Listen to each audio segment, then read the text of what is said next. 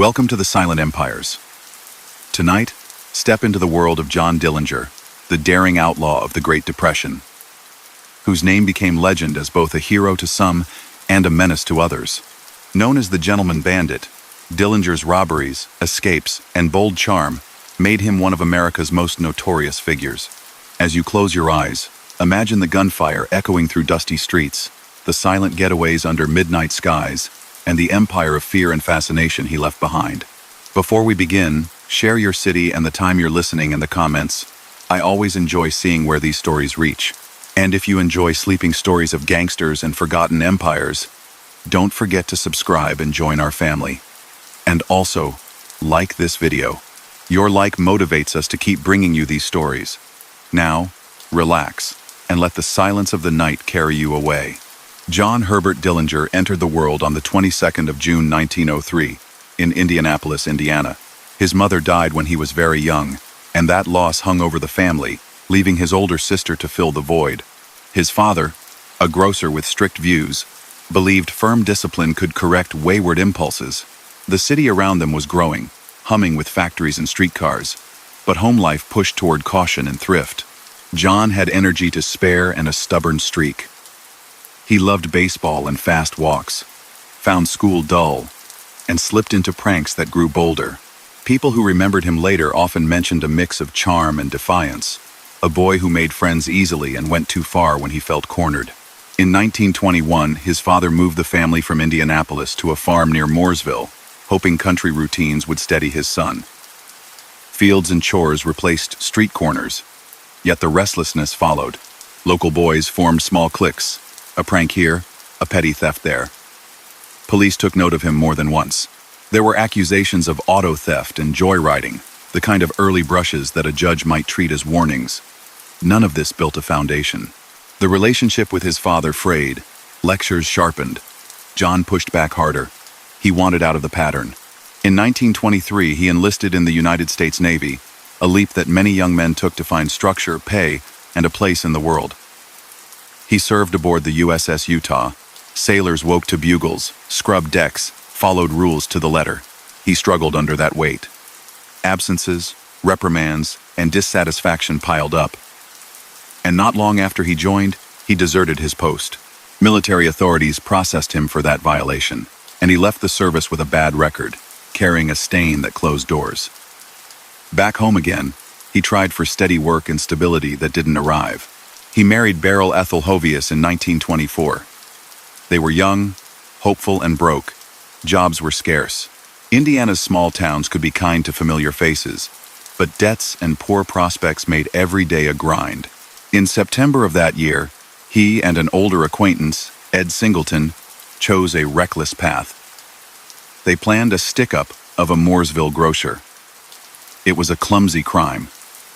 A struggle broke out. The take was paltry. Within a day, authorities arrested them. Dillinger's father advised him to plead guilty, a decision that would haunt the family. The court handed down a heavy sentence: years behind bars for assault and attempted robbery. Singleton received a lighter term. The difference felt like a blow that hardened John's outlook. Prison life began at the reformatory in Pendleton, and later at the Indiana State Prison in Michigan City. Inside, the rhythm changed again times. Clang of gates, work details. He played on the prison baseball team, found a routine, and learned more than any guard wanted him to know. The cell blocks housed a roster of professionals: Harry Pierpont, Charles Makeley, Russell Clark, John Hamilton. They were seasoned bank robbers and escape planners. In that company, John gained an education that didn't come from books. He learned how banks organized their lobbies, how getaways were staged, how to keep cool when alarms rang. They studied timetables and talked about routes, not in lectures but in long, quiet conversations through bars and in yard corners. The years passed. Letters went to his father. Visits came and went. His marriage fell apart. Beryl filed for divorce. He grew embittered, then focused. He promised himself he would never stand like that again under fluorescent lights, while a judge read out a number of years. He practiced patience, the kind that lets people bide time and wait for an opening. Among the men he befriended, plans took shape. He would likely be paroled first. If he got out, he could gather money and tools to help them break free. It was a pact, sealed by shared frustration and a belief that they could outsmart the system. In May 1933, after nearly 9 years, he walked out of prison on parole. The country he stepped into had changed. Banks had failed by the thousands. Unemployment lines stretched along sidewalks. People distrusted financiers and institutions. That anger would not excuse crime, but it created a climate in which bank robbers found support in some quarters: a meal, a tip about a patrol, a door left unlatched as long as no one at home was hurt. Dillinger landed right in the middle of that mood, older, leaner, and guarded. He moved quickly. He reconnected with contacts from prison and the street circles of Indianapolis and Chicago. In June, he robbed the new Carlisle National Bank in Ohio. Confidence grew with every escape. He hit banks in Bluffton, Ohio, and in small Indiana towns such as Montpelier and Daleville fast. Limited operations designed to seize cash and go. He bought cars, traded license plates, and secured safe rooms. He sent money and assistance to the men still inside Michigan City. The promise made in the yard began to come due. By late summer of 1933, the pieces were set for a dramatic act. Pistols were smuggled into the Indiana State Prison. On September 26, Harry Pierpont, Charles Makeley, Russell Clark, John Hamilton, and others launched a breakout, armed and determined. They seized guards and ran for daylight, scattering the way a school of fish darts when a net drops. The escape succeeded. It was one of the most talked-about prison breaks of the decade, and the bond among the escapees and the man who had helped supply them hardened into a partnership. Dillinger didn't get to join them right away. On September 22, days before the prison break, police in Dayton, Ohio, captured him at a boarding house after tracking a car and following leads from a recent robbery. He was taken to the county jail in Lima, Ohio, held on charges from the Bluffton job. Questions came regularly from investigators. He talked very little and watched the door. Outside, the newly freed gang planned his release. On the 12th of October 1933, 3 men appeared at the Lima jail, claiming to be state officers bringing a prisoner from Michigan City for questioning. The sheriff, Jess Sarber, challenged them, asked for credentials, and reached for a phone. In the seconds that followed, a violent confrontation erupted that left him fatally wounded. The gang took the jail keys, located Dillinger's cell, freed him, and fled. That killing changed how authorities viewed the case. What had been a string of bank robberies and escapes now included the death of a lawman, and the manhunt's tone shifted. Newspapers carried the story on front pages. Radio bulletins spread the news across the Midwest. After the jailbreak in Lima, the group reunited in Chicago safe houses and in cities across the region where crooked cops and shady landlords could be paid to look the other way. St. Paul, Minnesota, had a long-standing reputation as a place where criminals passed through under tacit understandings with elements of local law enforcement. Stay quiet. Don't cause trouble nearby, and keep payments flowing.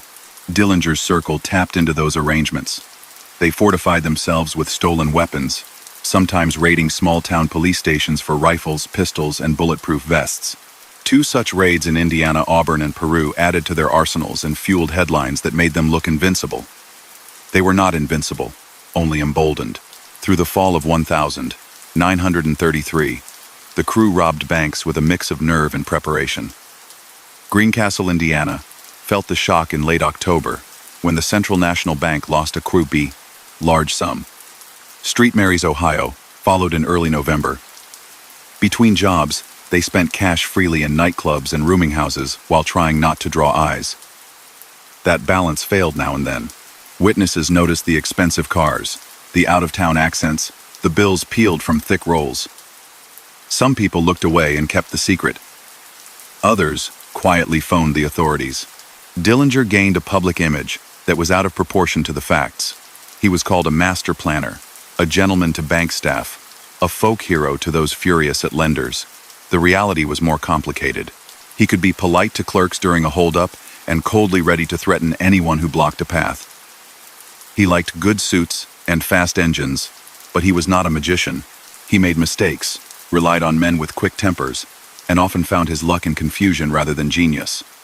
The string of robberies built that reputation and also narrowed his options.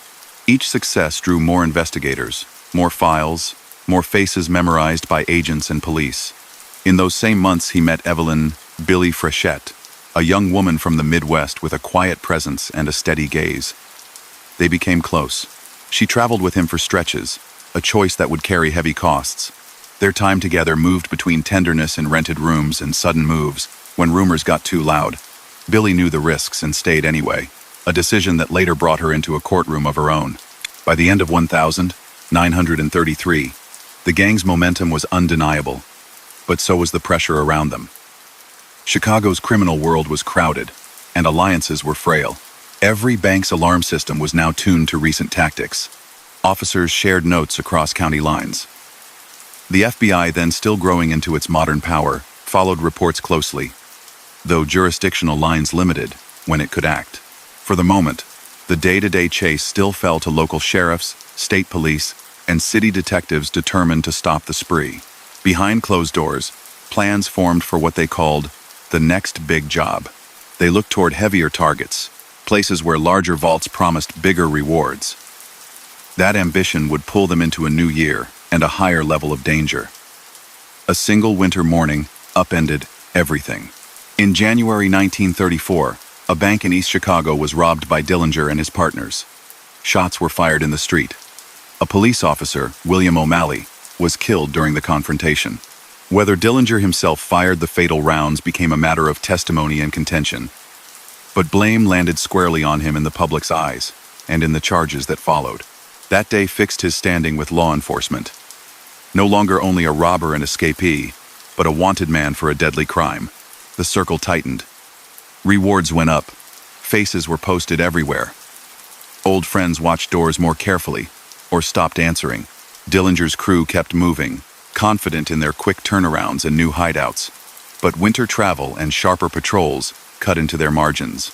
They had money, weapons, and momentum, and yet the map that once felt open began to constrict. For a time, their knack for slipping out through alleys and fences held, and the cars still roared away into night. Far from the glamour ascribed to him by rumor, Dillinger lived on the run in a constant state of calculation. He changed names, swapped cars, made sure rooms had 2 exits. He cherished quiet minutes when the radio played and no one knocked, then packed everything at a sign of trouble. Every choice he had made since that first clumsy holdup had led to this cycle. Banks were still targets. Agents and police were now everywhere. The winter would soon deliver a shock they did not see coming, a hotel fire in a desert city that would turn the chase on its head. Winter tightened around the Midwest after that January day in East Chicago. Snow edged the curbs and glowed under streetlights, and people talked in low tones about a holdup that left an officer dead and a city shaken. Reports named John Dillinger as the figure at the center, not just a bank raider but a suspect in a killing that would lock every door behind him. That moment pushed his case from headlines to an alarm bell. Patrol cars idled near bank doors, sheriffs compared notes across state lines, and the public appetite for details grew. He and his partners needed a place far from that noise, so they pointed their cars toward the southwest, chasing warm air and quieter streets. They settled in Tucson, a desert city where palms and mission roofs stood out against clear skies. The gang rented rooms, tried to blend in, and played cards to pass the hours. The calm did not last. Late one night, a fire broke out at the Hotel Congress. Flames licked the upper floors. Guests rushed down the stairs in robes and shoes grabbed on the run. Firefighters hauled hoses and water hissed on hot wood. Members of Dillinger's circle asked the crews to fetch trunks left in the rooms, offering large tips for the trouble. That drew attention. Some of the men had faces familiar from detective magazines and wanted posters pinned in station houses. The next day, Tucson officers followed up on the hunch. Within hours, they coordinated quiet moves, watched driveways, and closed in. Arrests came without a long chase. Officers grabbed Charles Makeley and Russell Clark at a rented house. Harry Pierpont was found and taken into custody with little chance to argue. Dillinger himself was surprised on a street and taken in after a brief struggle that did not turn into a shootout. In rooms and trunks, police found cash from recent bank jobs, pistols, and clothing meant for quick getaways. Tucson City Jail held them for only a short time because authorities across the Midwest wanted them back. Legal papers shuttled between jurisdictions.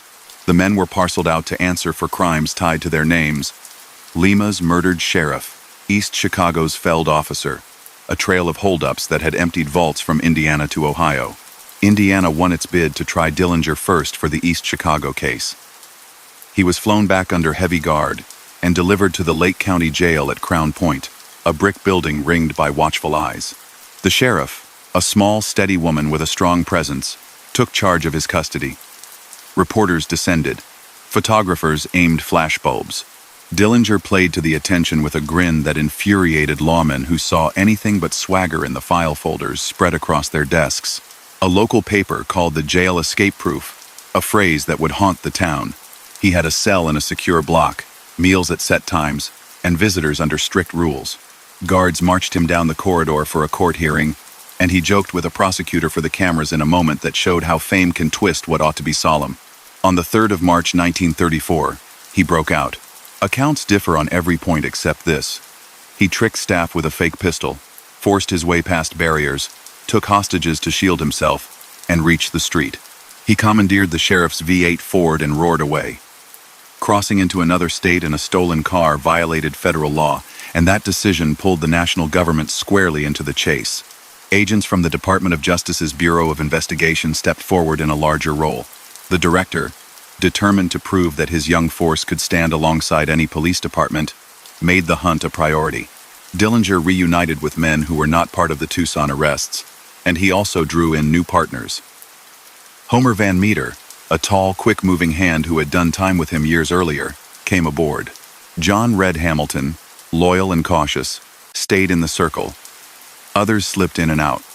Eddie Green with connections in street, Paul, Tommy Carroll with a knack for cars, and Lester Gillis, better known as Babyface Nelson, whose temper would bring chaos to every corner he entered.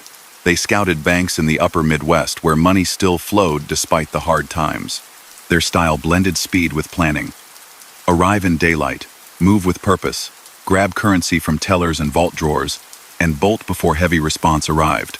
It was blunt and risky, not high art. In early March, they struck a bank in Sioux Falls, South Dakota. Sirens wailed almost immediately. A guard tried to stop them. Shots rang out. People ducked behind counters. The crew fled under fire, some carrying cash, one already, bleeding from a graze. Days later, they hit Mason City, Iowa. Again the pattern: quick entry, shouted commands, a scramble of frightened customers, and a getaway threaded through alleys and side roads. The take was large, but so was the heat. Witness statements piled up. Bullet holes in brick told their own story. Newspapers ran diagrams of the scene and tally lists of losses. Ordinary families read these reports over breakfast and chose routes to work that avoided banks, just in case. Federal agents and local officers set up a joint focus on Street Paul, a city with a long, uneasy truce between elements of the underworld and parts of the police. That understanding began to crack under public pressure. In April, agents traced bills and cars to an apartment building where Dillinger and Billy Frechette had spent nights. Agents approached. The situation flared fast. John and Billy slipped out through a back exit in a spray of shattered glass and ran for a car, tires barking against the curb as they sped away. Eddie Green, trapped elsewhere in the city, was hit during a confrontation with lawmen. He was taken into custody and later died from his wounds. That loss hit the crew hard. It also showed that the ring around them had shrunk. Safe addresses were now compromised almost as soon as they were rented. On April 9th, Billy was arrested after an intense search, taken to Chicago, tried in federal court for harboring a fugitive, and sentenced to 2 years. She faced the judge with steady eyes and walked out with marshals to begin her term. In letters and remarks to friends, Dillinger spoke of her with affection and regret, and his actions after her sentencing showed how the pace of his days changed. He became more cautious. But caution could not undo the attention that now followed every rumor of his location. The loss of a companion also frayed his balance. He moved more, trusted less, and kept his circle smaller. Later that month, the group gathered at Little Bohemia Lodge near Manitowish Waters, Wisconsin, a 2-story building tucked into pine country. The owner recognized faces from newspapers and quietly contacted authorities. Agents assembled quickly, arrived with limited local knowledge, and tried to set a perimeter. The raid went wrong almost from the first step. 3 men unrelated to the gang walked out to their car and were fired upon by nervous agents, with tragic results. Inside, Dillinger, Hamilton, Van Meter, and Nelson reacted in a rush exits, broken panes, smoke, and shouts in two directions at once. Dillinger squeezed out a back window and ran into the trees. Hamilton followed with a wound.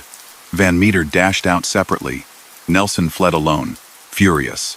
A few miles away, Nelson encountered two federal agents and a local officer near a crossroads and opened fire.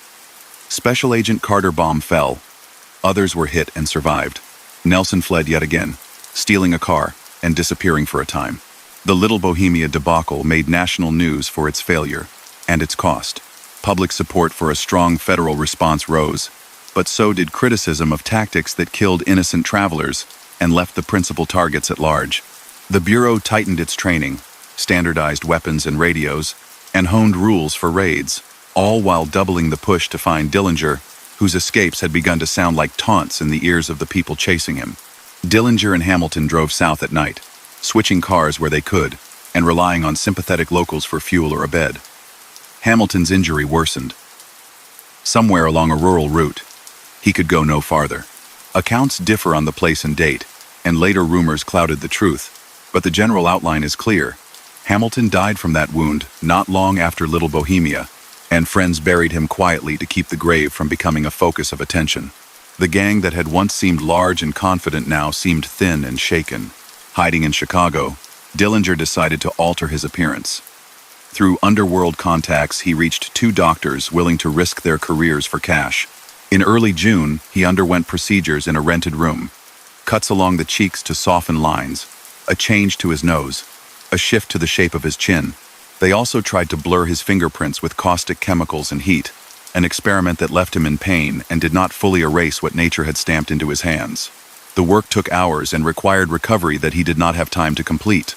Bandages came off too soon. Swelling lingered. Mirrors showed a face different enough to give him a moment's advantage, but not a cloak of invisibility.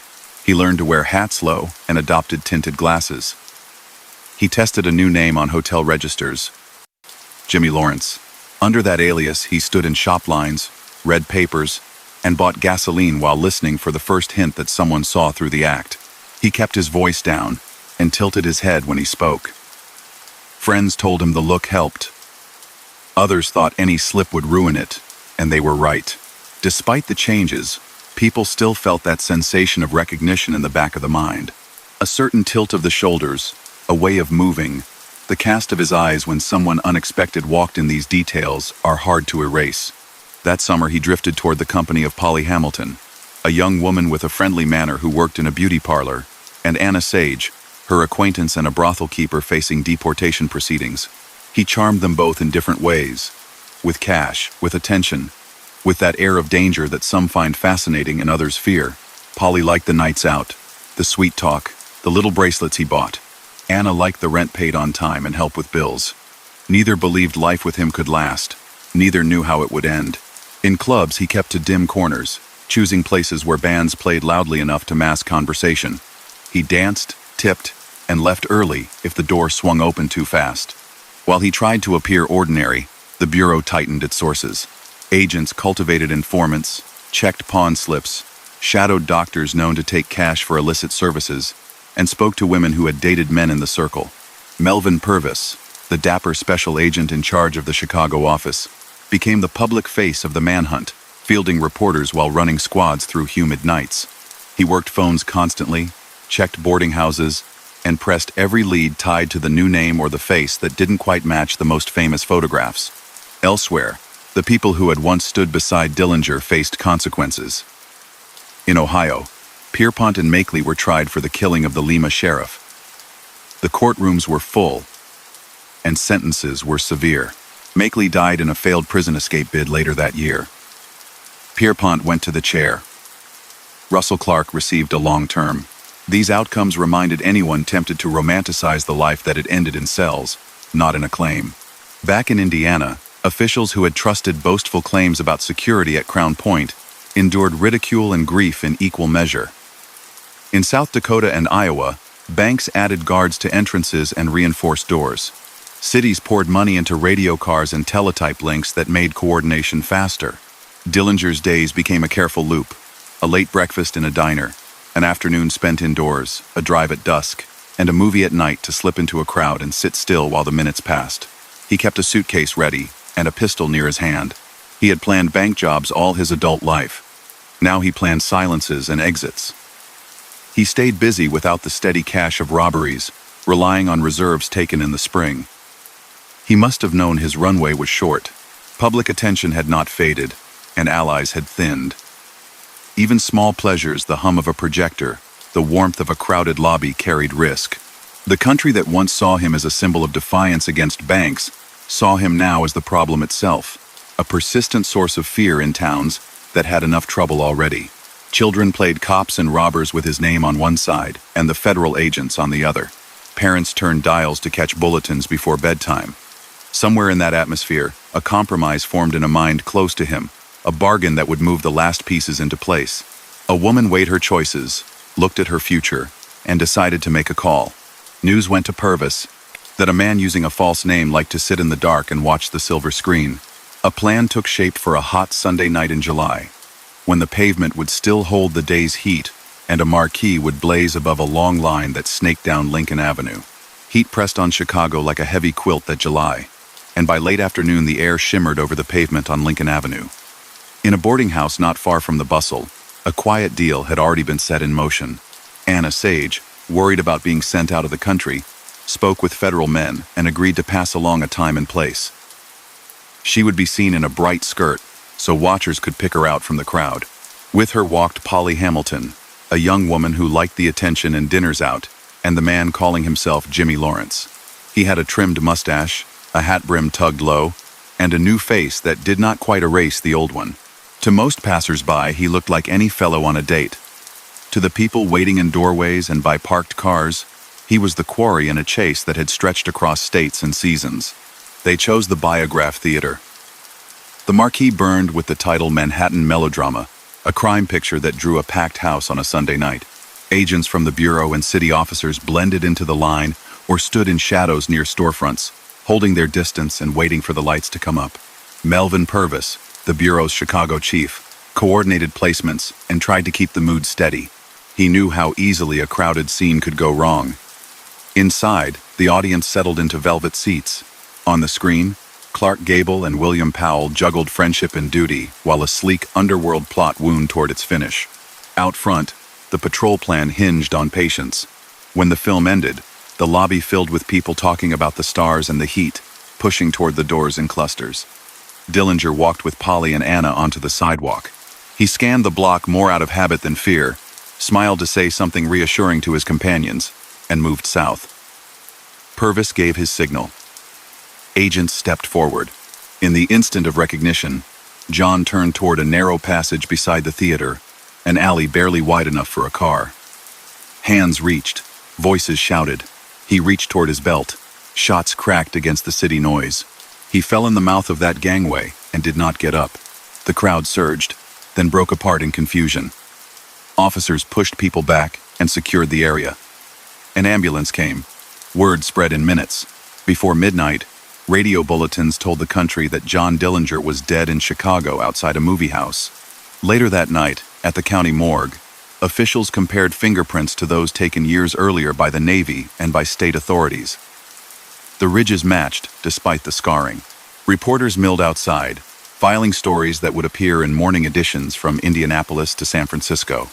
Photographs taken in daylight the next day would be passed from hand to hand, but the paper record from that night, cards, prints, signatures, settled the identity. Reactions spilled out in many directions at once.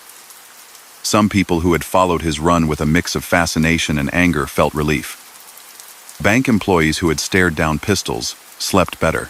Others, swept up by the myth that had formed around him, spoke of him the way folks talk about a daring character from a radio serial.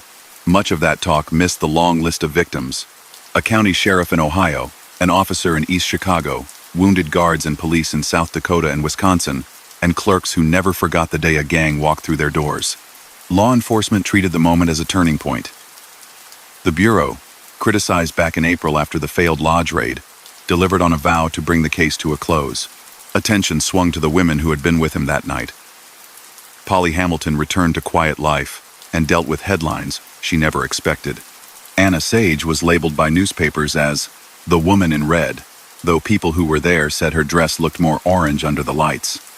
She had hoped cooperation would help her immigration case. It did not save her.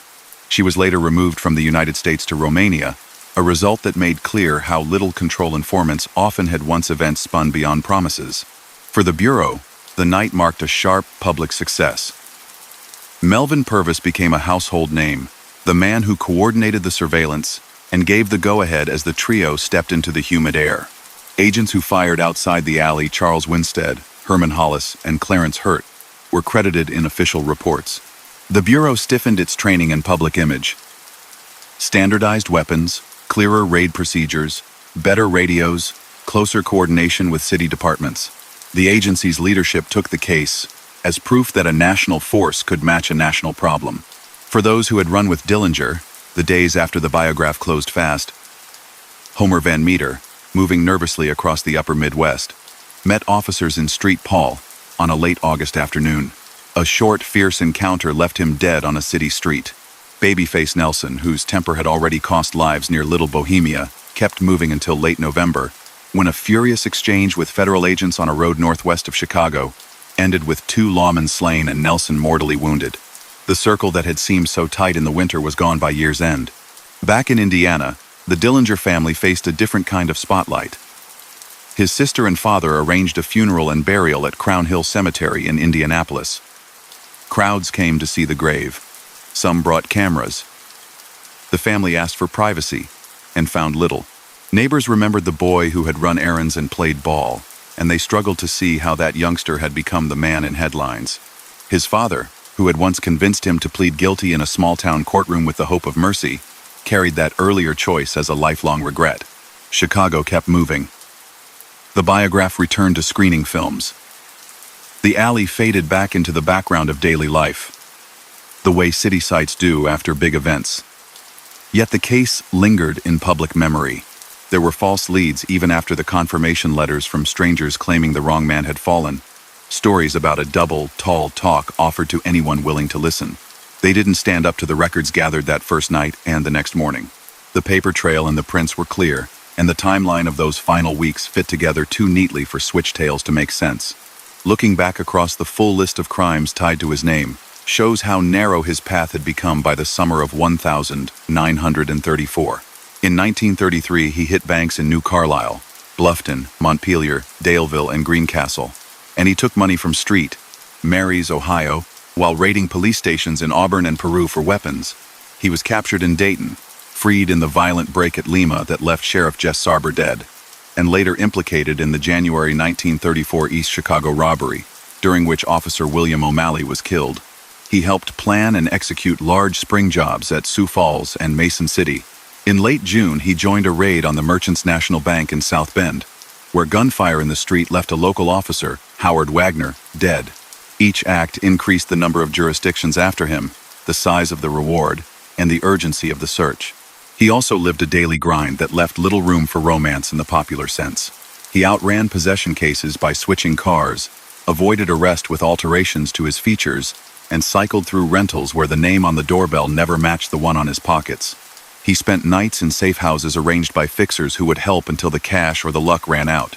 He avoided banks for stretches not because of a sudden change of heart, but because finding a receptive town took longer once his face began to appear in every paper rack. That is not mystery. It is the reality of a person living minute by minute under pressure. The legal record, stripped of the tall talk that attached itself to him, shows a man who slid from a clumsy country store holdup to a career of armed robberies. He did not invent new techniques or pioneer unheard-of schemes. He used stolen cars with strong engines, set lookouts, and struck in the daylight when banks held the most cash. He relied on shout and move speed rather than stealth. He treated some clerks courteously while keeping guns visible to enforce fear. He parceled out stolen money to backers and friends while keeping enough to stay on the road.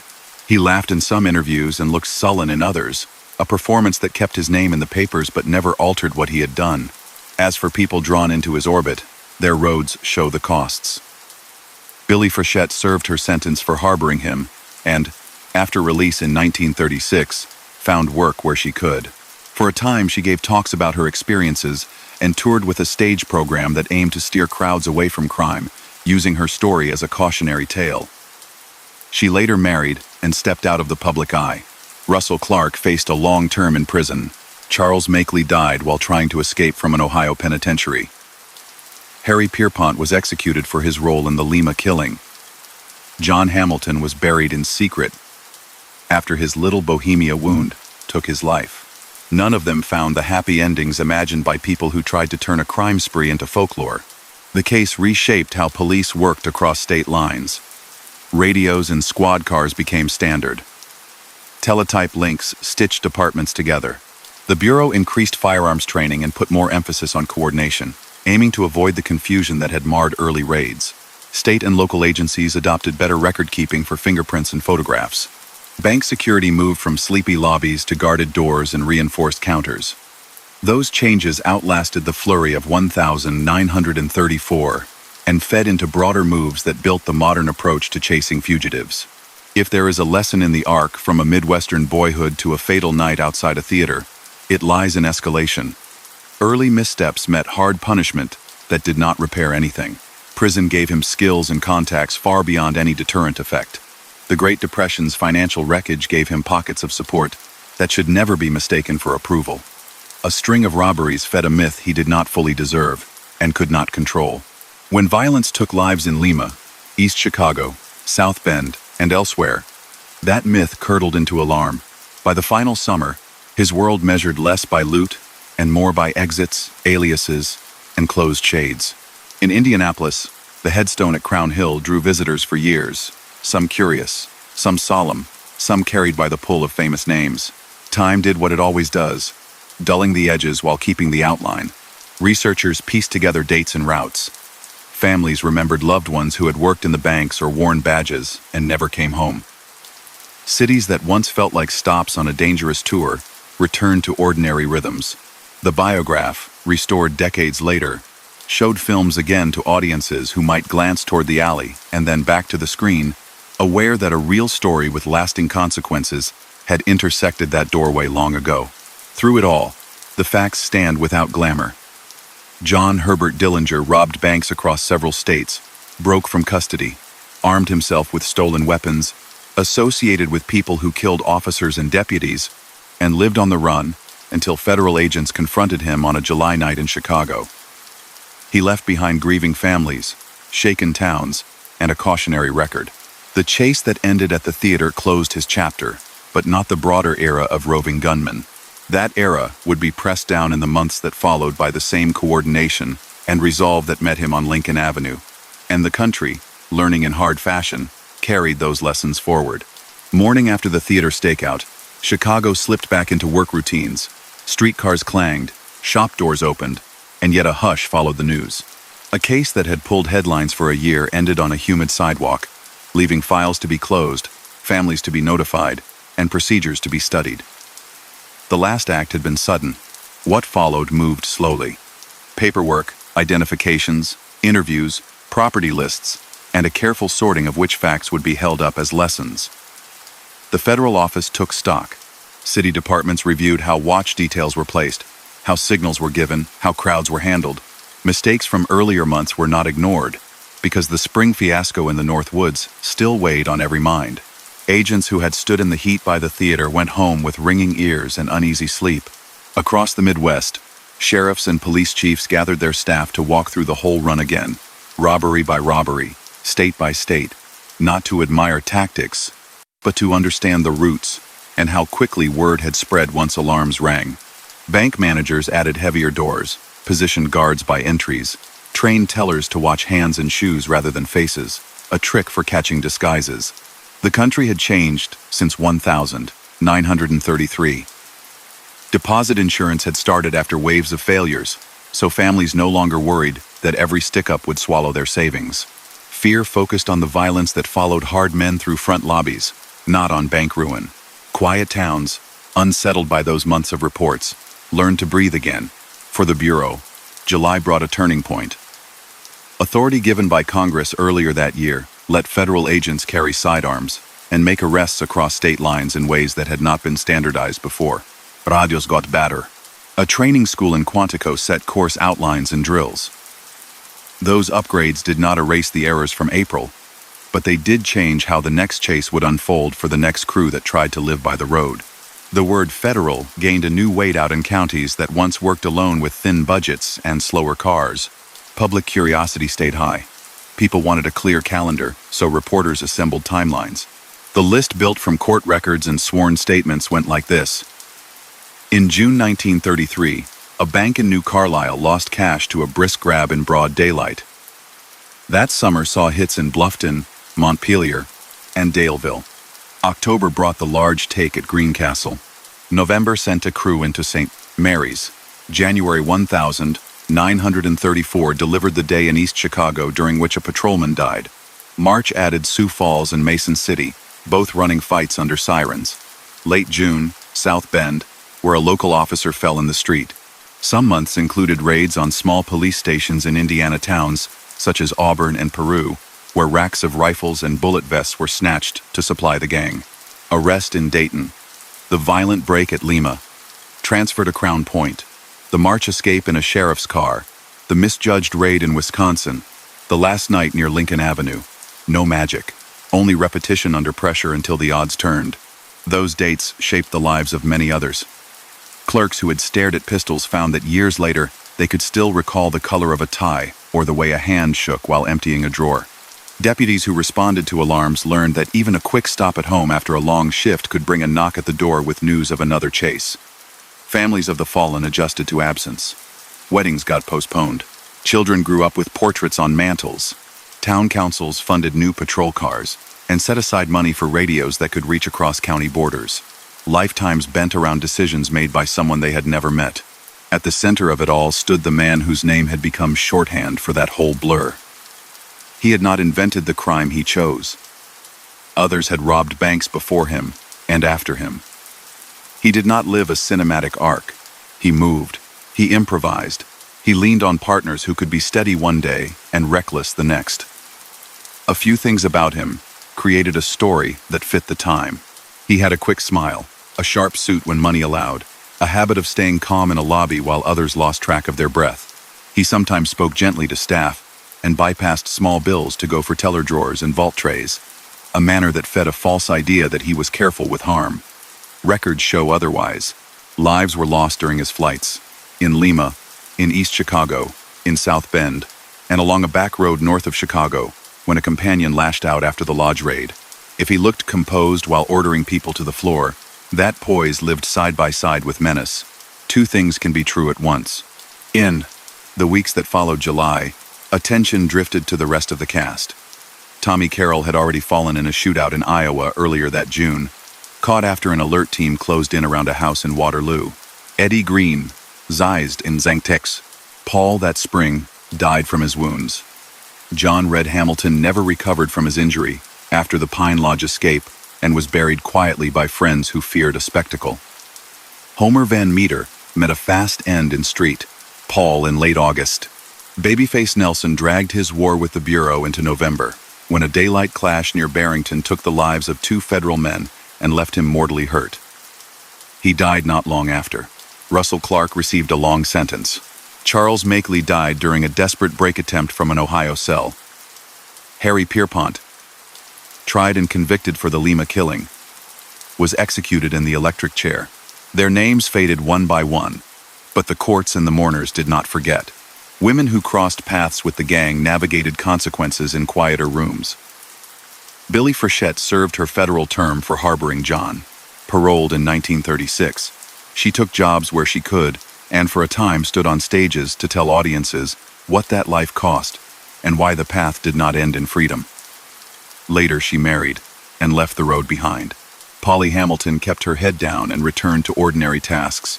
Anna Sage, hoping her cooperation would stop her removal case, learned that agreements do not always protect people once the political winds shift. She was sent out of the country anyway. The doctors who altered faces and tried to blur fingerprints faced their own reckoning. The underworld does not embrace witnesses, and the law does not applaud secret surgeries performed in back rooms for cash. Pieces of lore collected around the story almost immediately. At Crown Point, townsfolk argued for years about whether he waved a carved pistol or a real one during the jail escape. Different witnesses swore to different versions. At the Desert Hotel in Tucson, People told children how a trunk and a tip gave away the travelers from back east. In Chicago, the color of the woman in red dress became a debate of its own, with the truth likely a mix of fabric hue and the way marquee lights change shades. Such arguments filled coffee counters and barber chairs for decades, because the facts of the crimes were too cold to dwell on. Gossip lets people talk without touching grief. His family coped with a new sort of attention. The funeral drew crowds. Strangers tore at flowers and tried for keepsakes. To prevent grave thieves and the sort of ghoulish fascination that had trailed other famous burials, the family reinforced the plot at Crown Hill. They visited when crowds thinned and spoke about him as a boy, because no one wants a loved one fixed forever at 31 in a last photograph. Years later, distant relatives and television producers floated plans to disturb the grave to test old rumors about mistaken identity. Paperwork was filed, lawyers spoke, a date was floated, and then the plan fell apart amid disputes. The headstone stayed put, the records remained the records, and the city moved on. Long shadows from the case helped shape federal law enforcement. In 1935, the Bureau of Investigation became the Federal Bureau of Investigation, with clearer authority and a public mission sharpened by the lessons of the previous 2 years. A school for agents formalized what had been learned in the field: methodical planning, patience during surveillance, controlled responses in crowds, better marksmanship, more careful debriefings. Teletype networks stitched together departments. Radios in squad cars evolved from scratchy boxes to dependable tools. File systems for fingerprints and photographs grew into national indexes that let a marshal in one state match prints taken in another. Those investments were not made to chase myth. They were made because lives had been lost when coordination failed. Public opinion about the outlaw era has swung like a pendulum. During the Depression, anger at banks gave some robbers a perverse glow they did not deserve. People hurting for rent found themselves cheering anyone who made bankers look foolish. That sentiment faded once real casualties mounted. In the years after, films and paperbacks lifted pieces of the story to sell tickets and copies, choosing the shots of flashy cars and nightclubs over the sobering minutes that followed each holdup. The true record does not line up with fantasies. He did not hand out money on street corners. He did not topple institutions. He lived out of suitcases, swapped license plates, slept in back rooms, and kept a jar of chemicals to dab on fingertips. That is not romance. It is anxiety pressed into a daily routine. A fuller accounting of his path includes the early years that made the later choices possible. A strict father moved his family to a farm hoping for a reset that never arrived. A young man deserted the Navy, threw away a clean slate, and left service with a mark that followed every job application. A hasty marriage could not survive a long sentence. Prison gave him time to hone patience and to meet the men who would become his crew. He learned to hide his fear.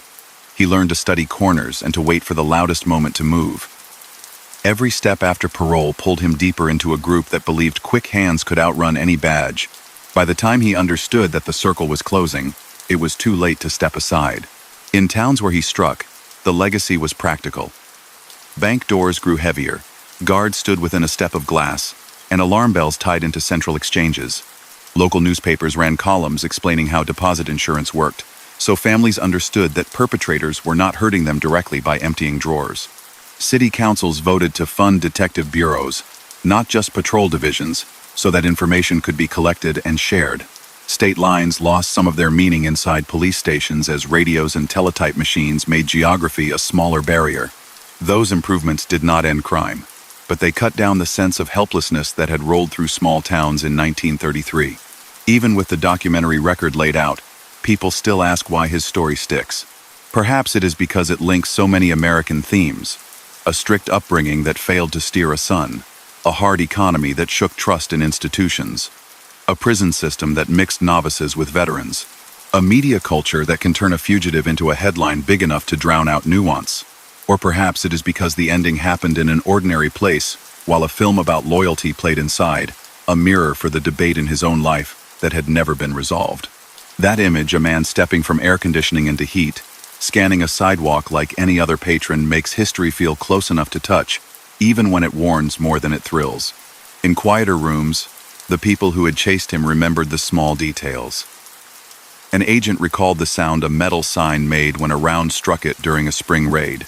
A city detective told a new recruit that patience beats speed after the first mile. A bank clerk taught her children where the exit stairs were in every building, a habit that lasted into old age. Those recollections give the tale its true shape. It is not a saga about clever tricks. It is a chain of cause and effect, as steady as a clock, running from a botched youthful holdup to a crowded sidewalk in July. The close of that chapter also marked the beginning of the end for several of his contemporaries. Bonnie Parker and Clyde Barrow had already been killed in May 1934 on a Louisiana road by a posse that planned for months. Pretty Boy Floyd fell in October that same year after a chase in Ohio. The Barker-Karpus group scattered under sustained pressure. Public appetite for roving gunmen cooled as jobs returned, and families focused on recovery. The culture moved on even as storytellers kept mining those months for scripts. Curiosity remained, but it lost the fever that had once sent crowds to crime scenes and let strangers pocket spent shells to show neighbors. What remains, when all the clamor drops away, is a clear ledger. John Herbert Dillinger committed a series of armed robberies in 1933 and 1934, escaped custody more than once, carried weapons taken from public armories, and traveled with men who killed law officers during flights from crime or scenes. He took money that did not belong to him, frightened clerks and customers, and lived in hiding until agents and police cornered him outside a neighborhood theater. The trail he left forced changes that made future hunts more precise and safer for bystanders. The families who lost loved ones in the spree did not get back what mattered most. The young man from Indianapolis who liked baseball and fast walks had chosen a path that could end only one way.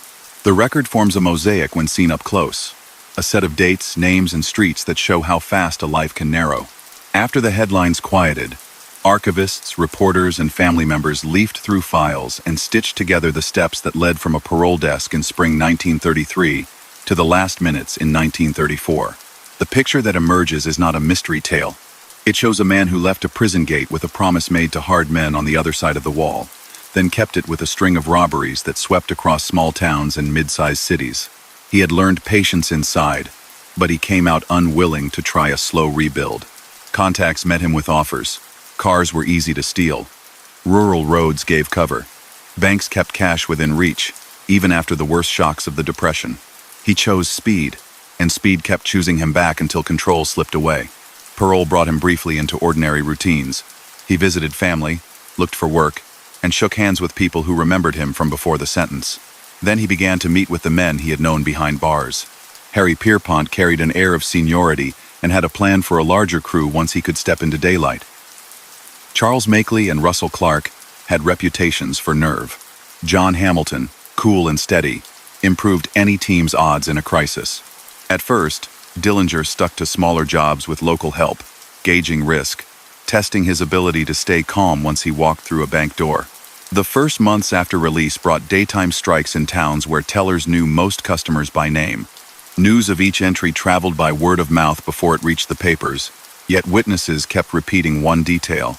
The man at the center moved deliberately, not with bluster, not with panic. That composure fueled the myth later, even though it masked a churn of poor choices. Ohio drew him early. A bank in New Carlisle was hit in summer 1933 by a compact team that entered, directed staff to move away from the counters, and took cash from drawers before heading to a waiting car. Bluffton, and then Street. Mary's appeared in short order on blotters. A similar pattern played out in Indiana towns like Montpelier and Daleville. Brisk entry, curt commands, a quick sweep for currency, and an exit onto back roads mapped the night before. In each place, investigation reports grew longer. Clerks remembered a soft voice that did not match the threat carried by the sight of pistols. That contrast calm tone and serious menace gave a lot of people whiplash and later fed the false, soothing stories that he was somehow careful with others' safety. The tally shows harm followed close behind the money time and again. During those months, he kept a promise to old prison friends. From outside, he helped supply the breakout at Michigan City in late September 1933, arranging money and tools to give the men inside a chance. When Pierpont, Makeley, Clark, Hamilton, and others ran through the gates, he was already in custody in Dayton. Caught after detectives traced a car and watched a boarding house. That timing created a bond reinforced by risk and gratitude. Within weeks, the newly freed group staged a ruse at the Lima jail to spring him, confronting Sheriff Jess Sarber, who died during the assault. That event hardened attitudes in every station house from Ohio to Illinois. The case stopped being a matter of stolen cash only. It became a matter of lives lost and accountability. The language in teletype messages shifted along with the stakes. Street Paul soon served as a hub. For years, the city had tolerated a shabby bargain that let out-of-town criminals lay low if they stayed quiet and paid the right people. That arrangement began to collapse under scrutiny as the new flight gained national attention. Apartment houses that once offered safe rest turned risky within days. Still, the gang used the city's network to plan and resupply. They acquired cars that could outrun most police sedans, favoring strong engines and sturdy frames. They changed license plates within minutes.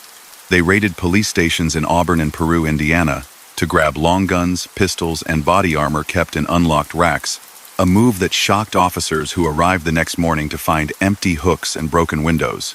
Those raids showed how quickly a small-town armory could become a supply source for people willing to test every door. Indiana and Illinois carried personal weight in John's story, but the map widened in early 1934. On January 15 inches east Chicago, a daytime robbery sparked a confrontation outside that left Officer William O'Malley dead. Debate about who fired the fatal shots began that day and never fully stopped, but the legal system didn't hesitate in its response. Indiana sought to try Dillinger for that killing, and once he was arrested in Tucson after a hotel fire gave him away, he was sent to the Lake County Jail to face that charge. The claim that the lockup was escape-proof turned to ash when he forced his way out with a fake pistol and drove off in a county car, a step that also triggered federal jurisdiction once he crossed a state line. The consequences of a minute's decision can spiral for months. That one did so immediately, placing his name at the top of federal lists. In March 1934, his circle struck Sioux Falls and then Mason City in close succession. Both were large operations, loud and fast, with sirens wailing before the crews even reached their cars. People in lobbies hit the floor. Guards tried to respond and took hits. The chaos of these raids stained the gang's myth permanently. Some bystanders were hurt. Investigators logged bullet strikes and collected shells that would be produced in courtrooms later.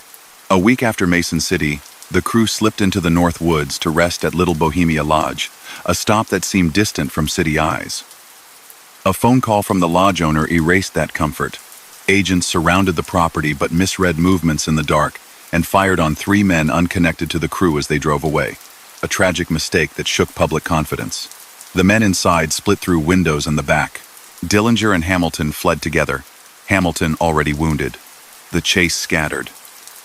Babyface Nelson, furious and alone, crossed paths with government men and a local officer near a crossroads not far from the lodge, and opened fire, killing Special Agent Carter Baum and wounding others before disappearing again. Hamilton's wound worsened, and within days he died. Years of rumor clouded the precise spot, but all accounts agree his friends buried him quietly to avoid turning a gravesite into a spectacle.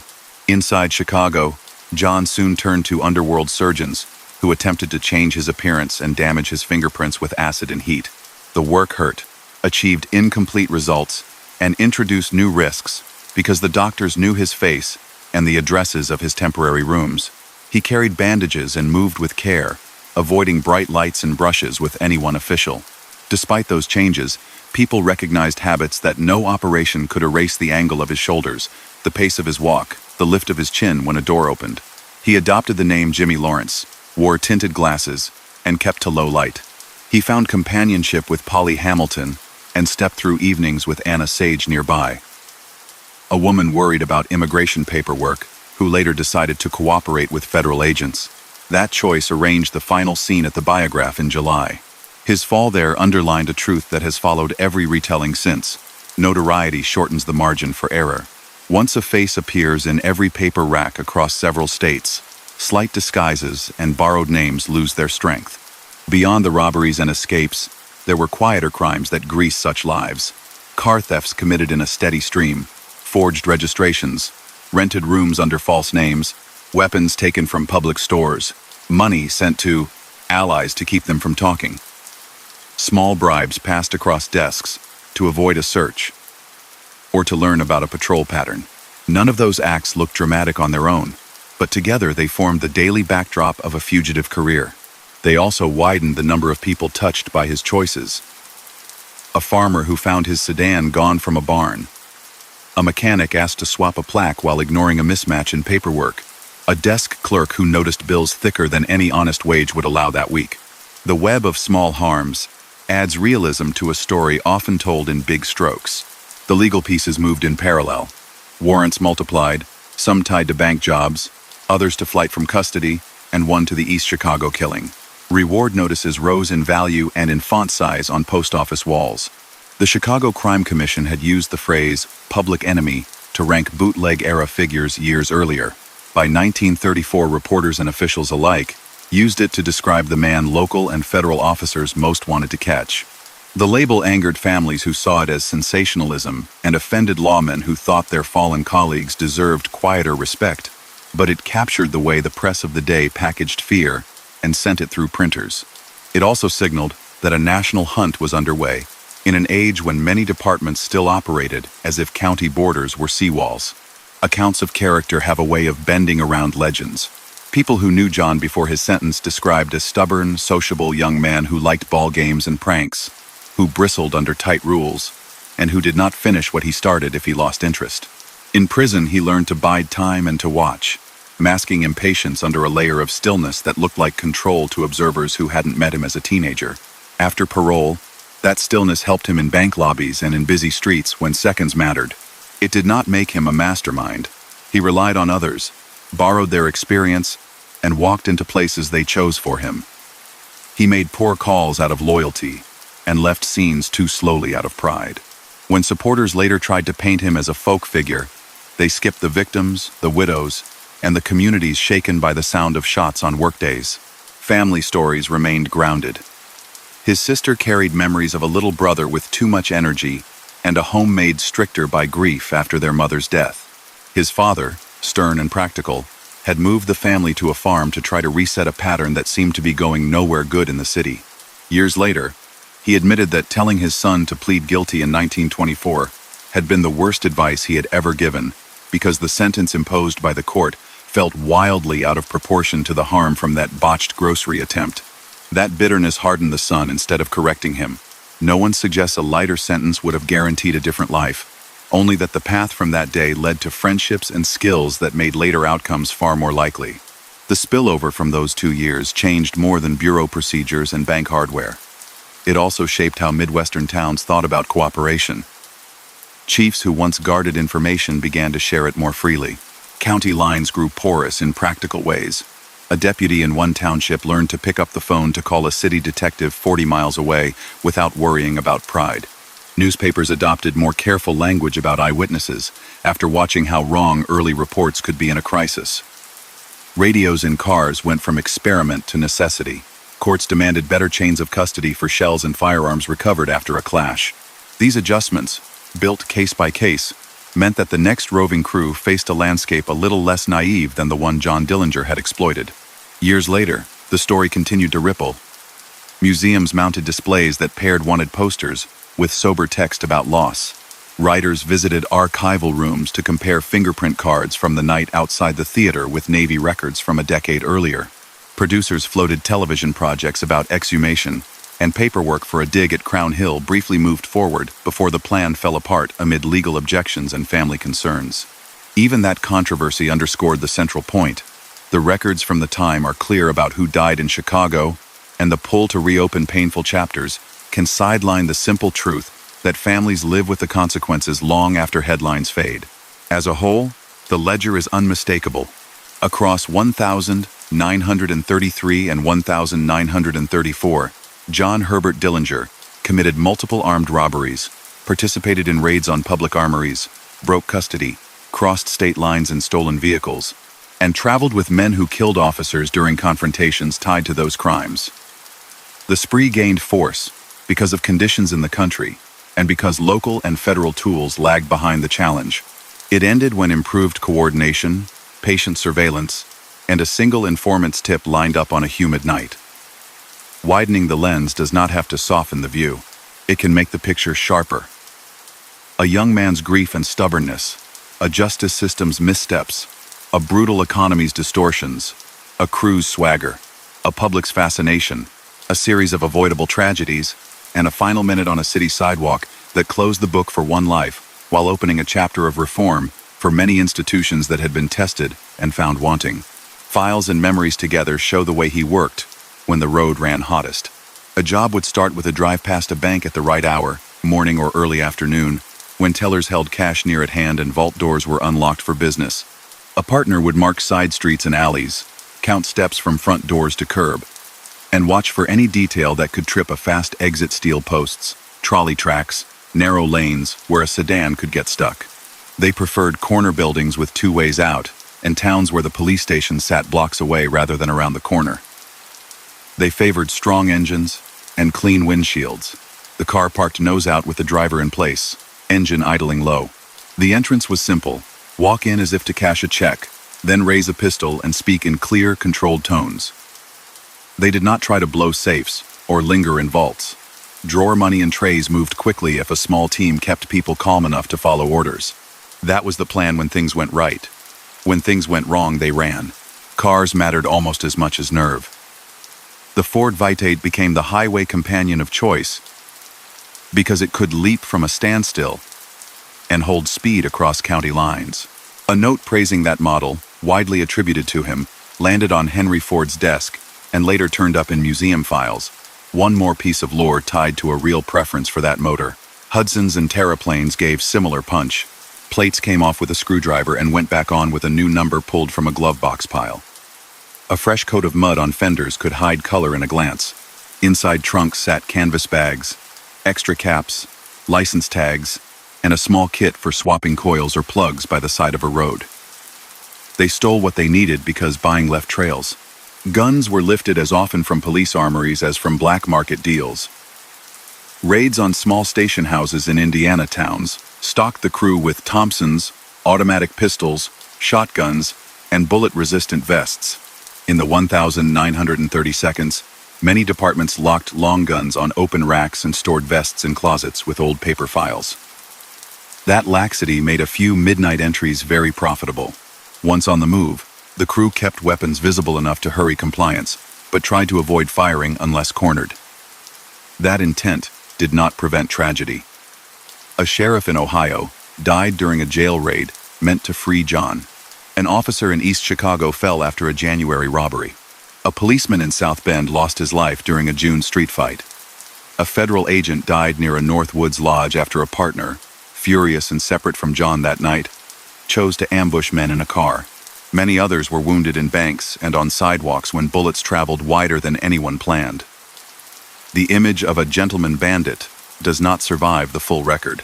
A large share of his known robberies in 1933 ran through Ohio and Indiana.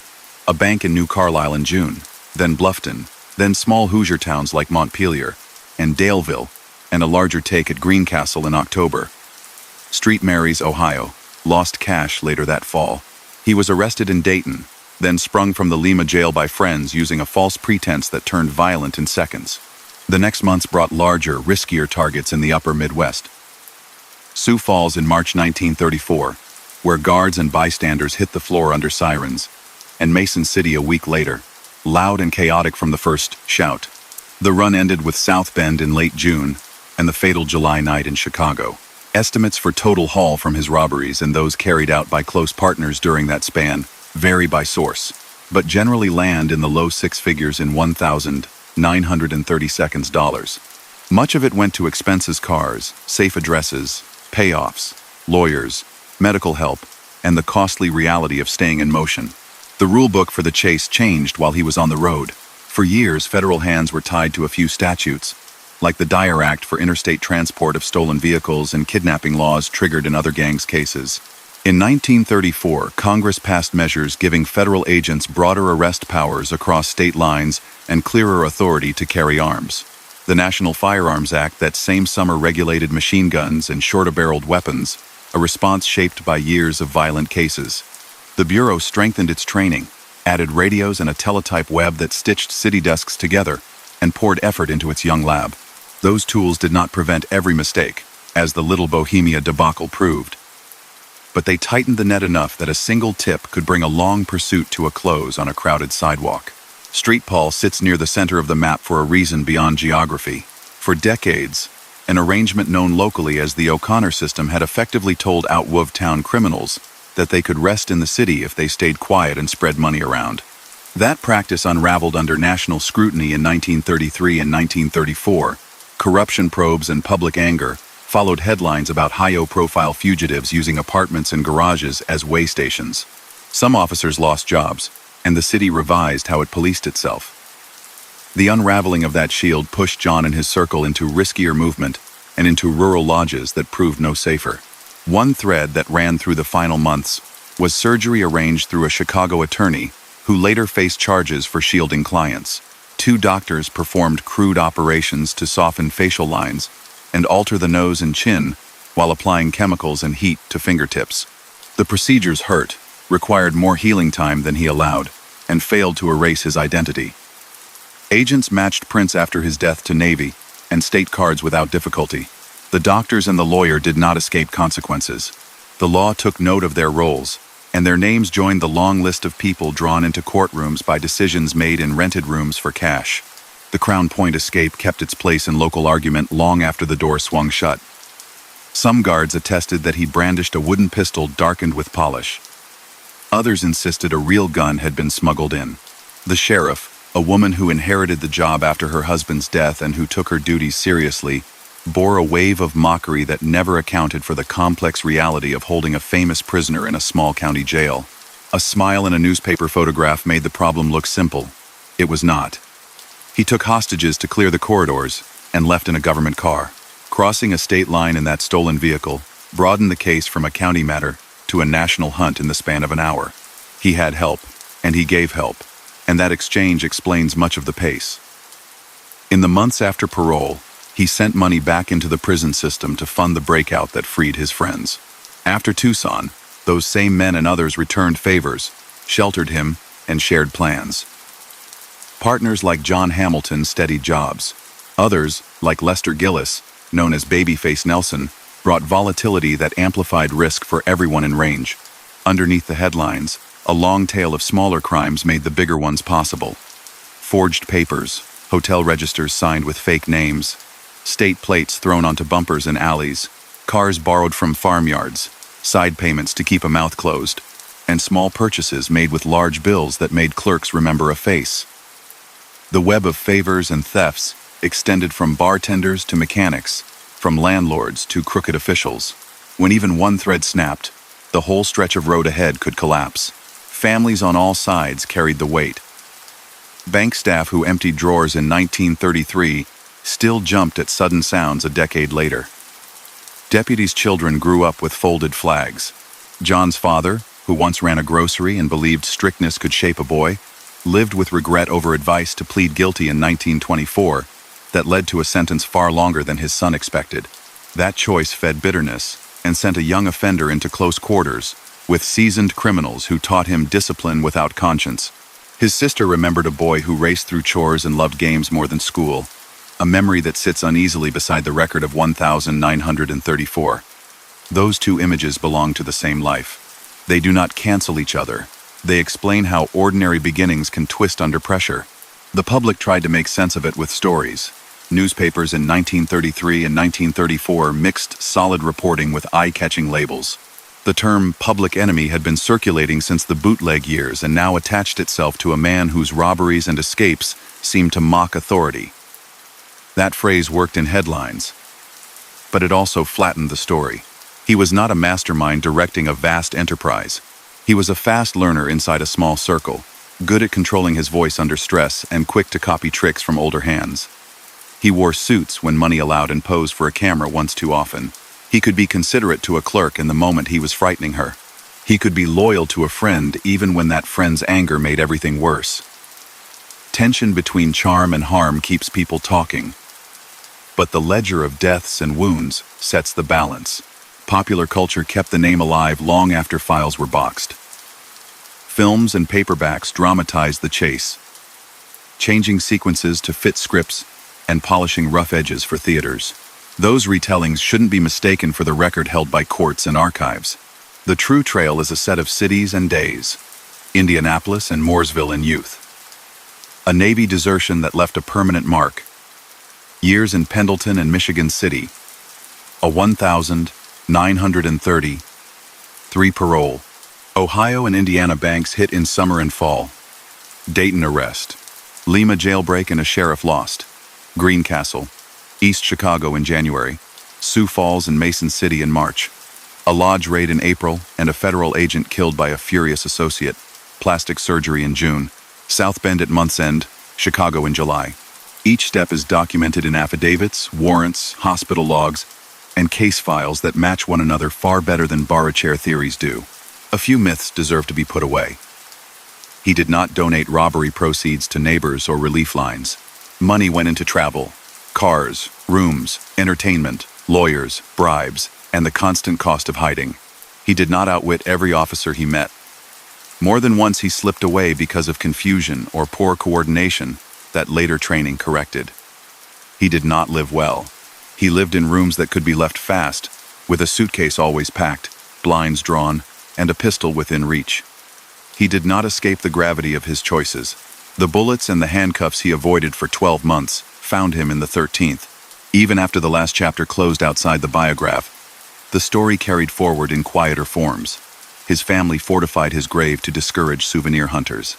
Decades later, a plan to disinter remains for a television program fizzled amid legal disputes and engineering worries about the thick concrete poured at the site by relatives generations earlier. Anna Sage, whose tip helped agents set their line outside the theater, hoped for relief from immigration trouble and did not get it. She was deported. Billy Frechette finished her sentence for harboring him, spoke on stages for a time about the cost of that life, then married and sought normal days out of the glare. Former partners met courts, gallows, gunfire, or long terms behind walls. The Bureau reorganized, took a new name, and deepened training, radios, and lab work. Banks hardened doors and added drills. Local departments embraced shared radios and common files. The map that had seemed open to a crew in 1933 no longer looked the same to the next group that tried to live by speed. Set beside the lives altered along the way, the outline is simple. A boy with energy and grief grew into a young man who fled structure, made a fateful mistake in a small town, endured a long stretch behind bars that introduced him to tutors in crime, and chose the fast lane when parole gave him a chance to start fresh. He kept promises to the wrong people, learned hard habits, and followed them to a finish that shocked no one who had watched the arc.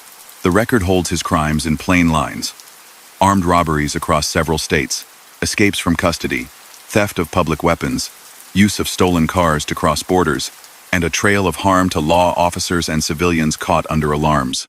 The reforms that followed do not redeem the damage. They only show that the country tried to learn from it.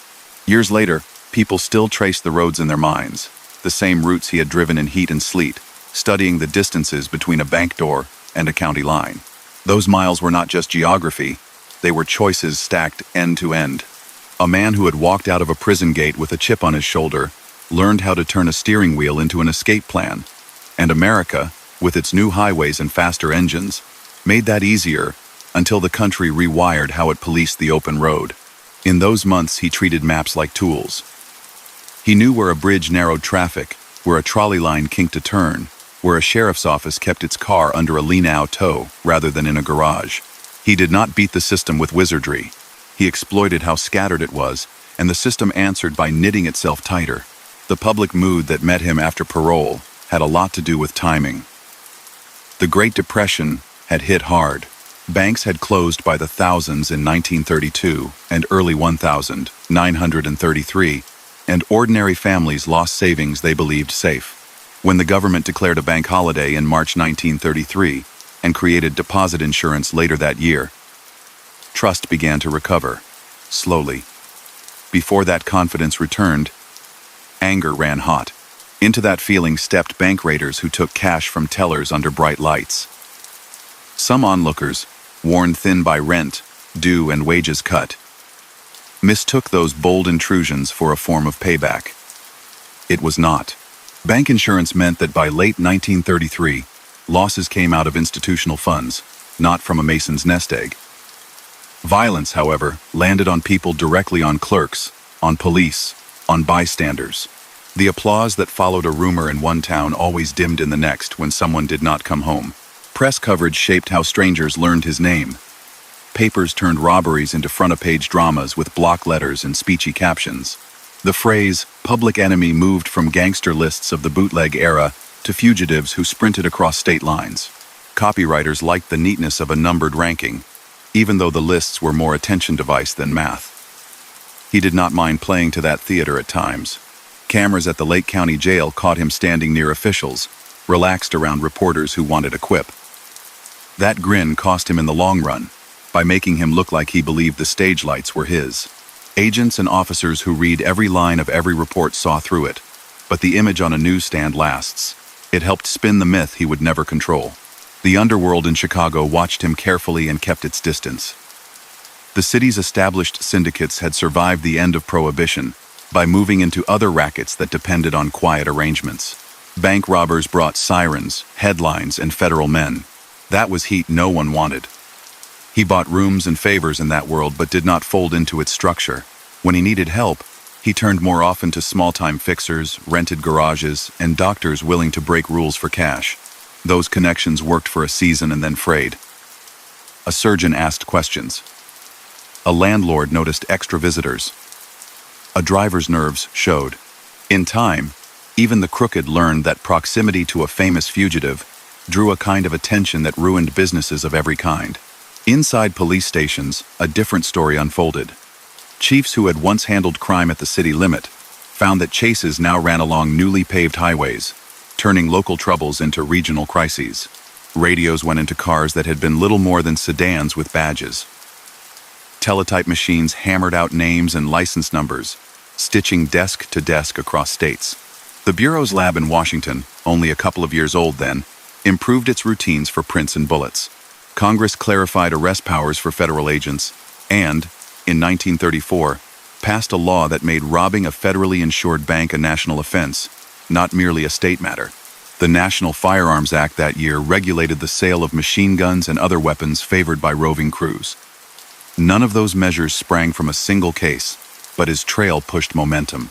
When the lights came on at the Biograph, a lot of that change was set. He had learned fieldcraft that made him difficult to corner until patience overtook flash. He rarely stayed in one place until the furniture felt familiar. He kept cash in several rooms so a quick move did not leave him broke. A second car sat ready when he could arrange it.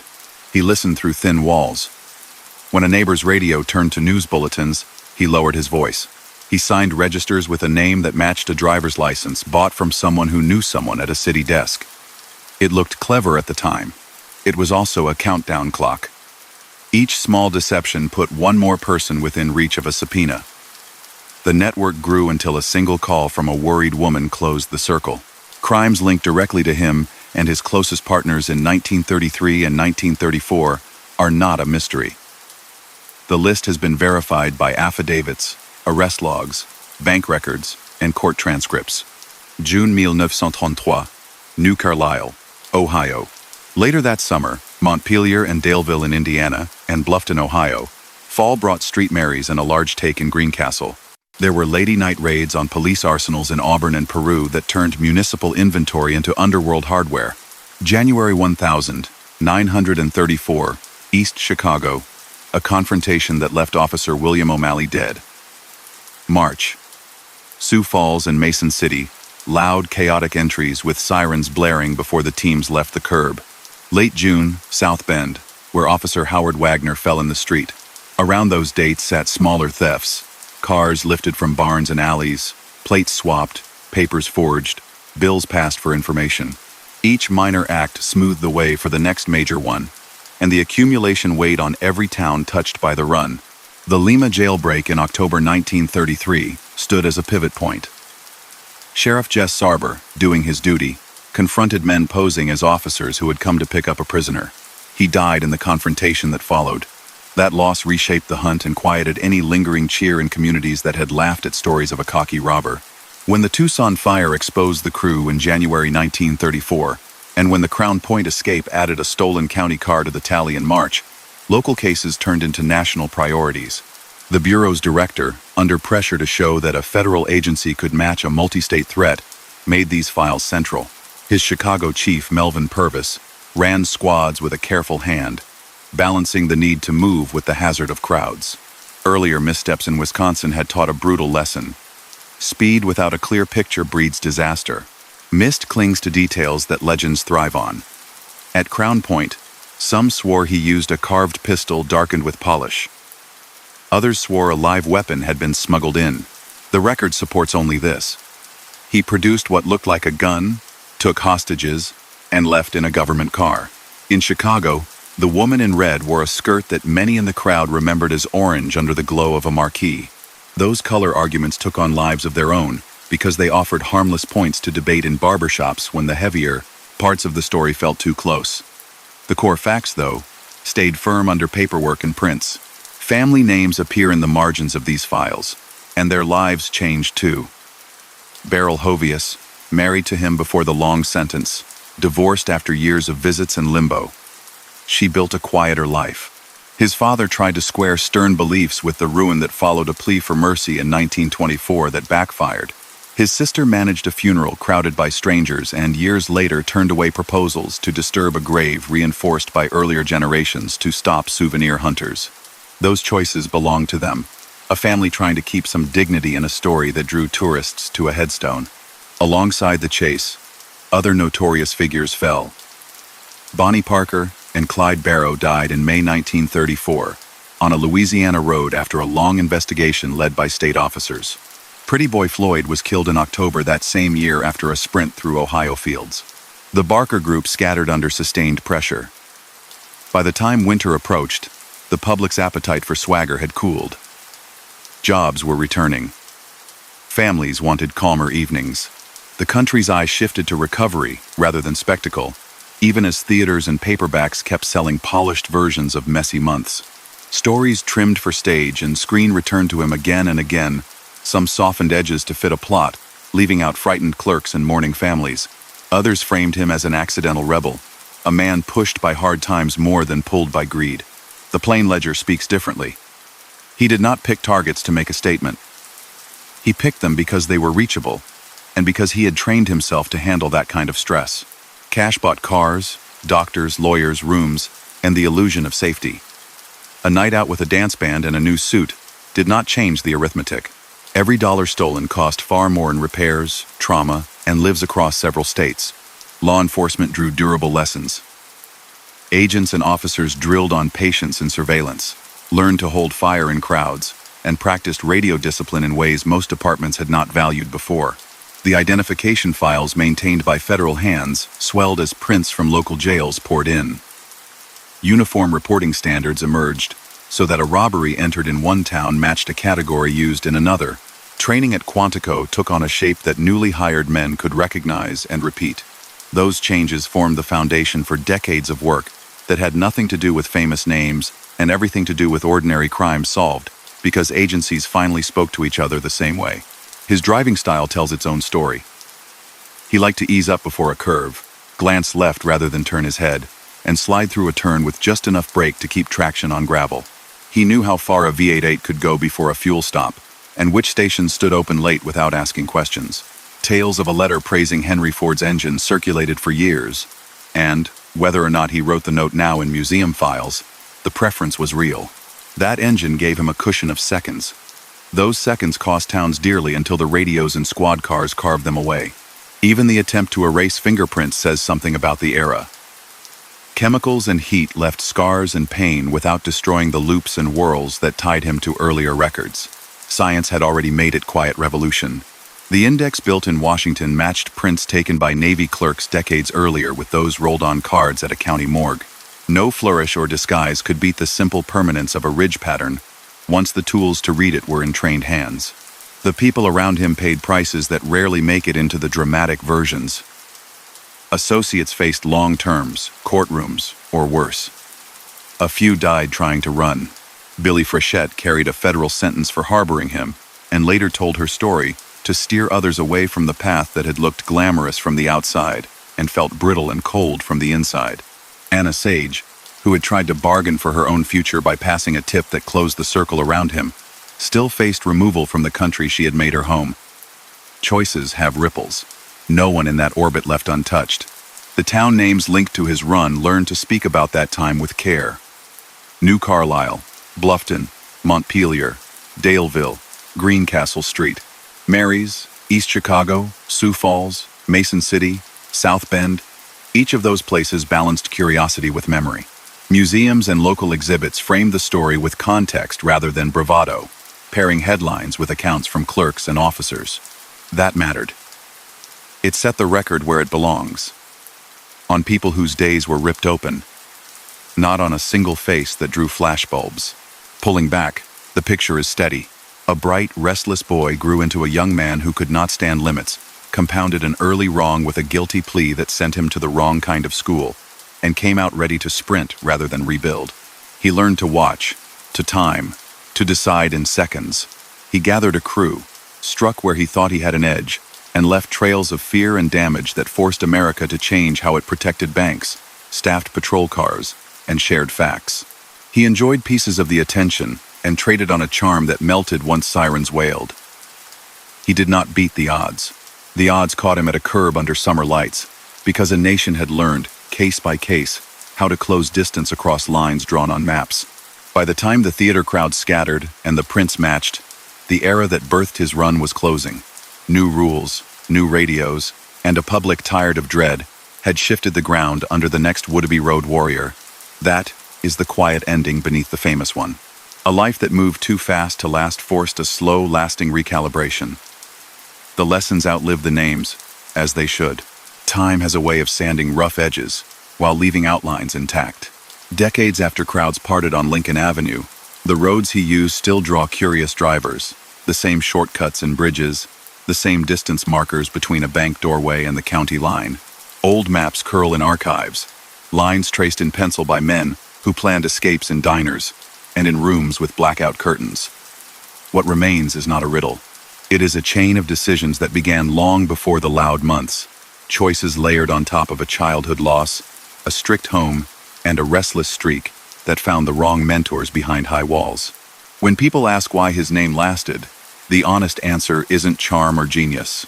It is timing, visibility, and the country's slow pivot from scattered local responses to a linked, national approach that finally caught up with a roaming crew. The age he moved through was already changing before he left prison. In June 1933, a deadly incident at a Missouri train depot pushed Washington to rethink how federal men worked and what they could carry. Those reforms gathered steam through that year and into 1934, when Congress expanded arrest powers across state lines and allowed sidearms as standard equipment.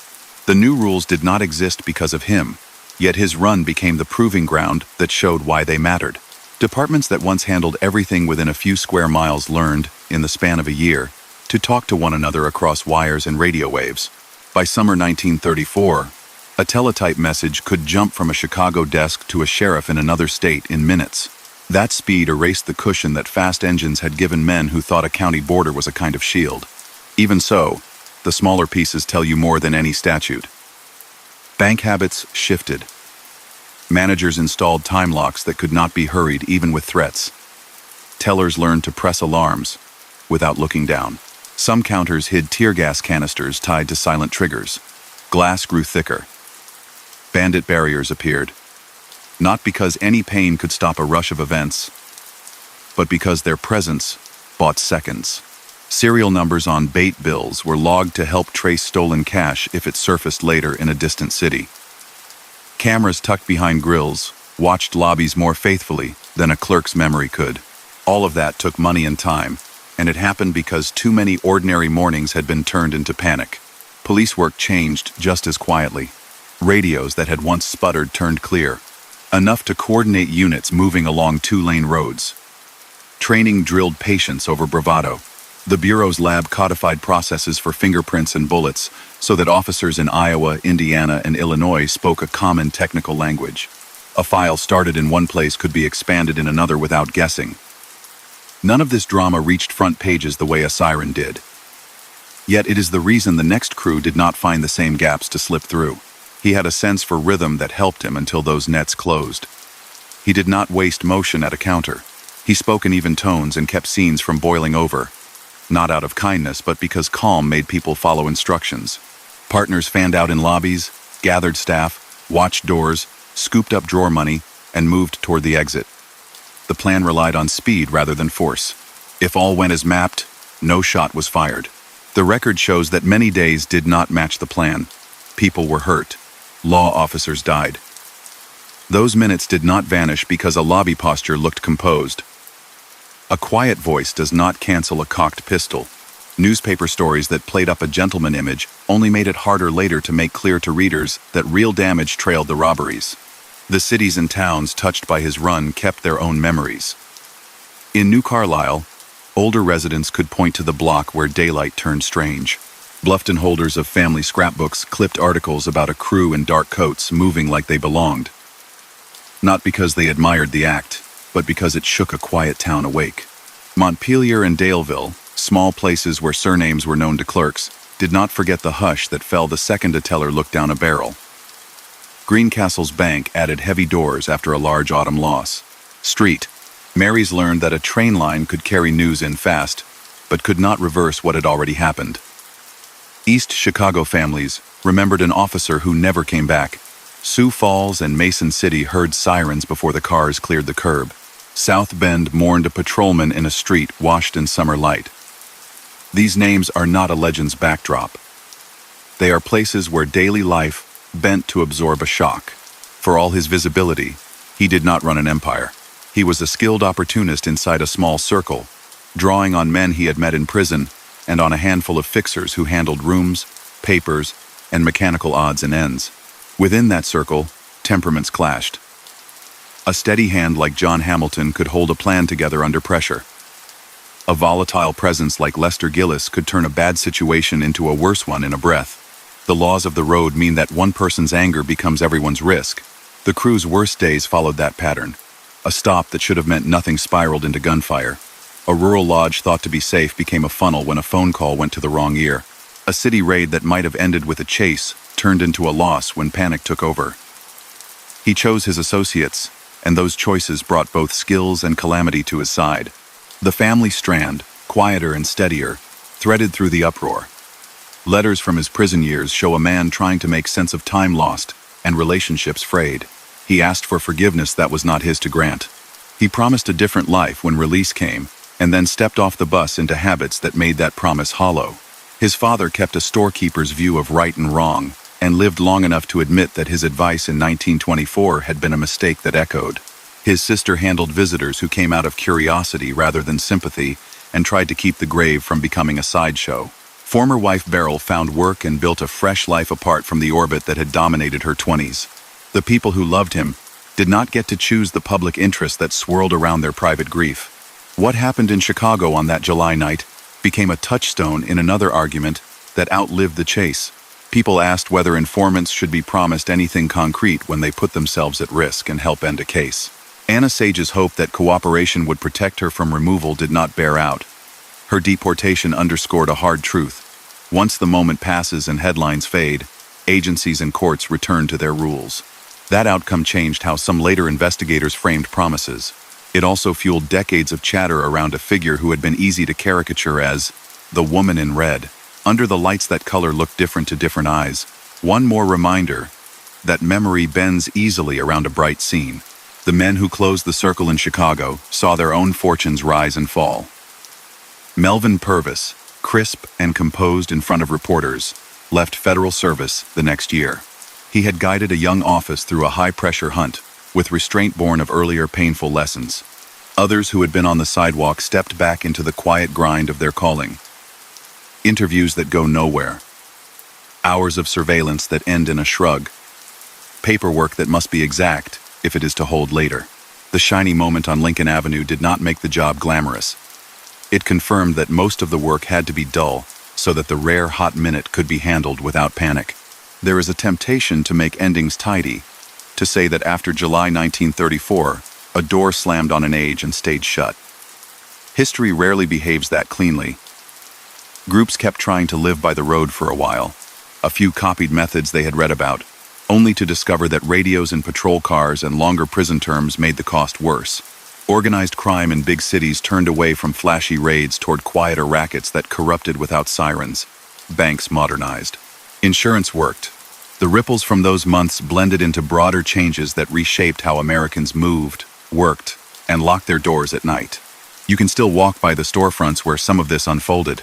The theater where the chase ended became a venue for stage shows, after a long life as a cinema, its facade polished, its alley just another narrow cut between brick walls. A historical marker notes the place where one thread in a larger tapestry was tied off. At the cemetery in Indianapolis, a headstone draws visitors who whisper names from an era they learned about in books or films. The plot remains protected by the heavy measures a family put in place when souvenir hunters could not resist.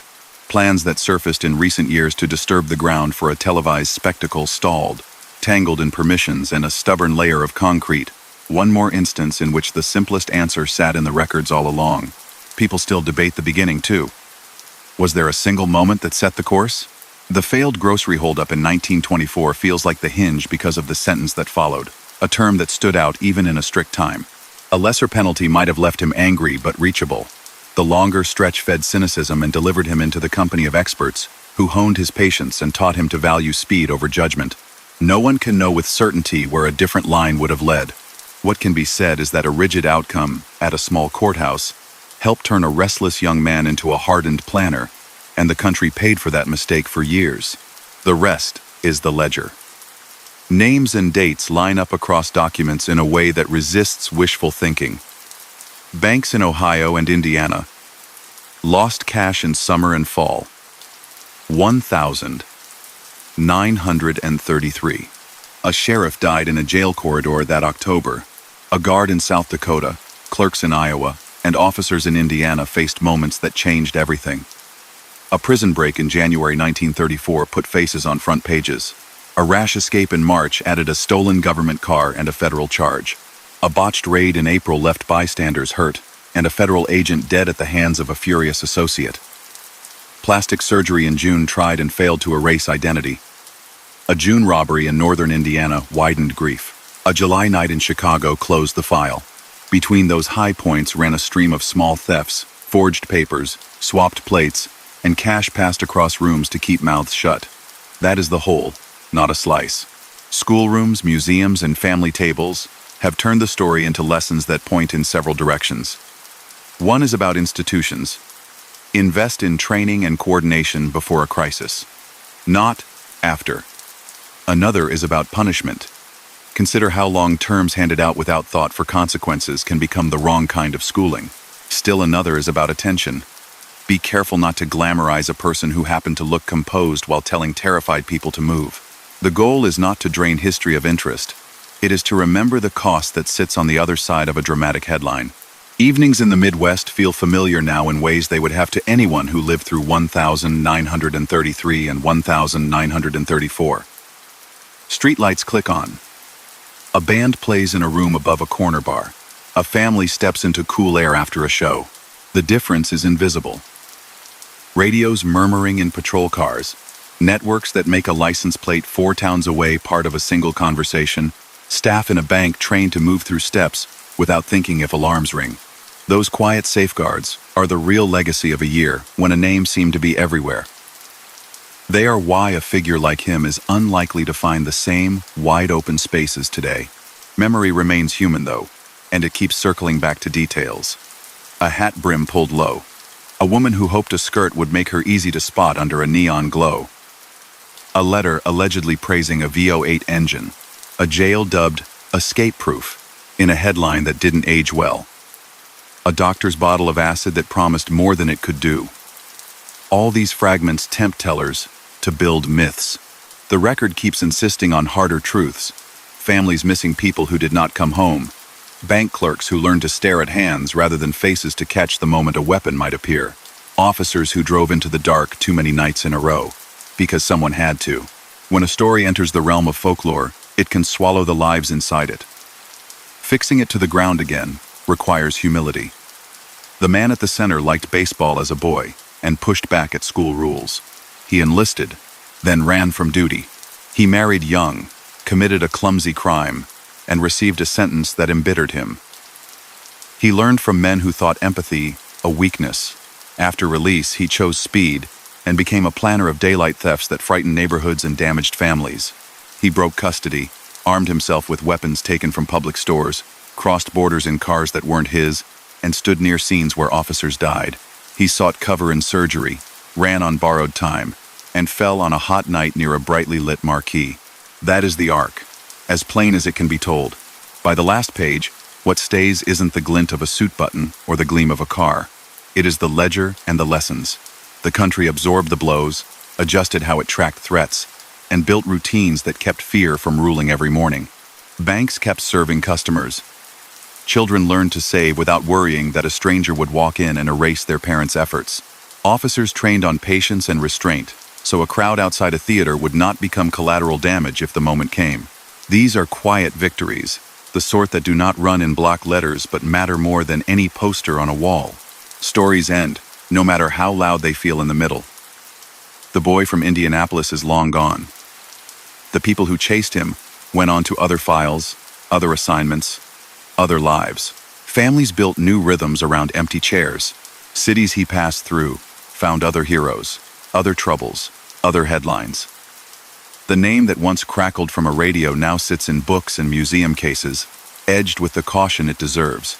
If you listen closely, you can hear what the record has been saying the whole time.